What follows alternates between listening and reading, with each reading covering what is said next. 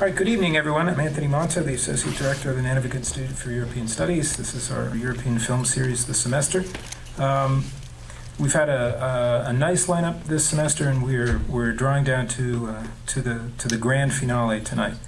To introduce tonight's feature, we have a very special guest. Ed Dimendberg is Professor of Film and Media Studies, Visual Studies, and European Languages and Studies at the University of California, Irvine.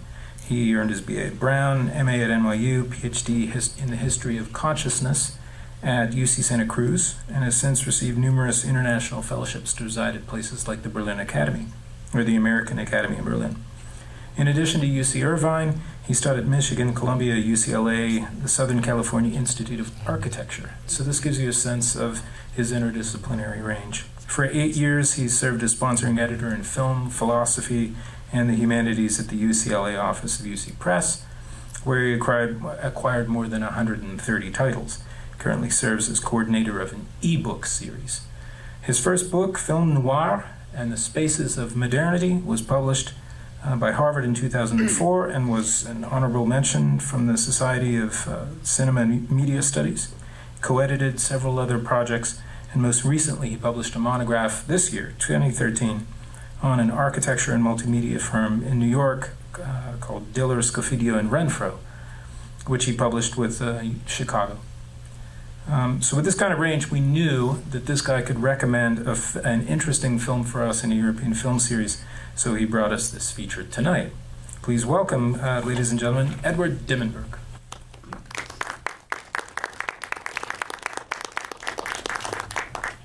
Thank you, Anthony. Good evening.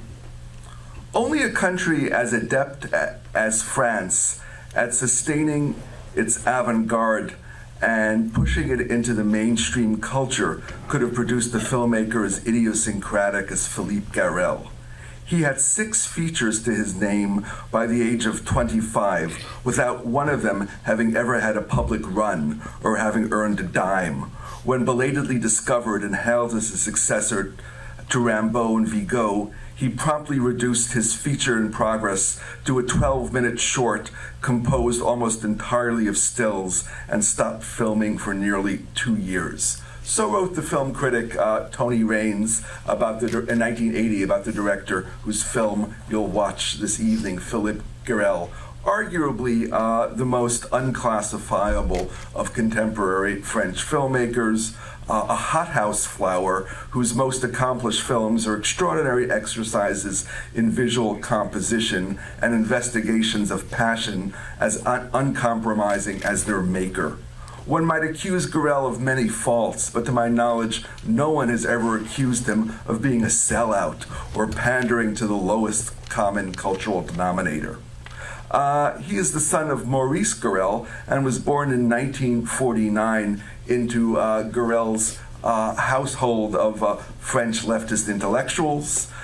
Philippe Garrel was deeply involved in the political turmoils of May 1968 in France, and indeed one of his earliest films was a contribution to the documentary movement that emerged in the wake of 1968 and was associated with a series of short films called Cinetrax. Garrel's early film, The Bed of the Virgin, from 1969, features Pierre Clementi as Jesus in an archaic parable about charismatic prophets and followers that the director filmed with a group of like-minded friends in North Africa. If Louis Buñuel had been scarred by May 1968, and perhaps if he had taken a bit too many drugs, and decided to make a fragmentary exploration of religious authority without the humor typically found in Buñuel's films, the film might have looked like this. For Garrel is not a filmmaker of comedy. I would suggest he's among the darkest filmmakers who works in the contemporary art cinema. Despair, alienation, pain, and the impossibility of romantic love are constant themes, if not the subject matter, of his films. With titles such as The High Solitudes from 1974, Voyage to the Garden of Death, 1978, Emergency Kisses, 1989, Garrel signals the anguished romanticism that is his trademark. He is perhaps the most nakedly autobiographical of filmmakers. Indeed, his 1991 film, I No Longer Hear the Guitar, drew heavily on his 10-year-long relationship with the German pop singer Nico, best known for being a member of the Velvet Underground, the rock band that Andy Warhol formed. At their best, Gorel's films have a fantastic intensity and feel like no one else's. A case in point, and my all-time favorite, is his 1972 film, The Inner Scar, in which Nico and Gorel walk through landscapes ranging from the polar snowscape to the arid desert and scream at each other for an hour. The film is every bit as maddening, pretentious, and unforgettable as it sounds, and it remains an icon of 1970s cinema. Although most of Gorel's subsequent films are more narrative, they never completely lose contact with their avant-garde roots. And indeed, I remember the day when I was able to buy a VHS tape of this film, The Interior Scar, off Japanese eBay and get a copy with Japanese subtitles and consider it a tremendous triumph. This is a filmmaker who is held in considerable esteem by cineasts and cinephiles, but not really known by very many other people, I would suggest to you. Although in recent years, I think his fortunes have improved quite a bit thanks to the internet and thanks to the type of film culture you find on various online film magazines, Senses of Cinema and Rouge, in particular, two of the better English language cinephile websites. Politics, I think, has been good for Gorel's filmmaking. His 2004 film, Regular Lovers, features his son, Louis Gorel, who also appears in the film we're going to watch this evening, and treats the events of May 1968 in Paris with astonishing visual style. Never have the barricades in Paris streets looked more beautiful than is photographed in that film by cinematographer William Lubchansky.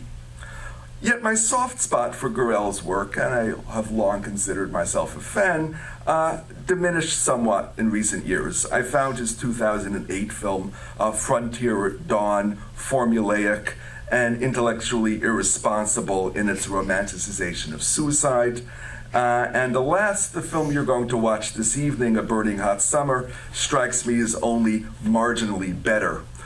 Full of sumptuous colors and compositions and the stunning beauty of its star, Monica Bellucci, it is on some level, I think, disappointingly, yet interestingly, hollow. Louis Gorel, Philippe Gorel's son, plays a tormented artist surrounded by young and beautiful friends. No character in this film ever seems to work, ever seems to get sick, ever seems to pay a bill, or ever seems to be worried about gaining weight. I wonder, why do the French get all the luck? Their wardrobes and lifestyles and domestic environments are, as you might expect, all exquisite. And John Cale, a former member of the Velvet Underground, wrote the music for this film, including an extremely odd song, which I think is really just about the strangest song I've seen in a film in many years. I never have quite figured out what to make of it. To date, Gorel has directed an astonishing 31 films, and at numerous moments in his career, critics and scholars have declared him down for the count, and only to eat their words upon viewing a strong film subsequent to their judgment.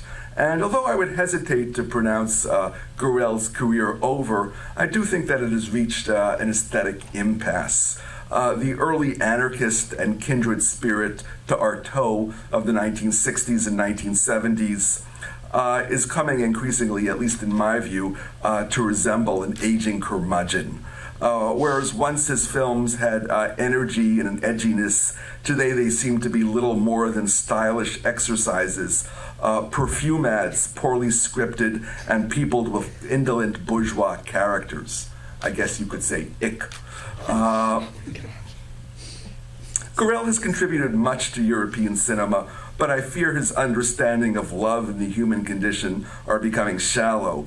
Indeed, compared to a recent film such as Michael Haneke's Amour, it is hard not to conclude that Gorel has entered an aesthetic holding pattern, kind of like an airplane flying around an airport. Nothing would please me more than to see him make future films that soar and ignite more than a burning hot summer that you're going to watch this evening, and I'm crossing my fingers that he will once again make films with the vitality and talent and panache and energy that I think he really can. So I wish you a pleasant film viewing experience. Thank you very much.